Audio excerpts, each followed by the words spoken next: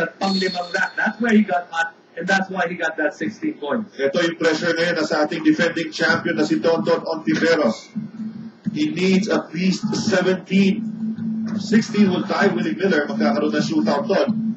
Pero for him to advance, he needs at least 17 points. Ako, nagka-problema siya dito sa ating second rack when he gets the money ball. Top of the key.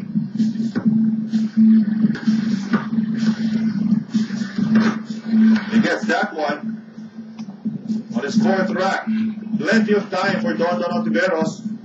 He needs to finish strong. Nagkakaproblema siya dito no, sa mga wing.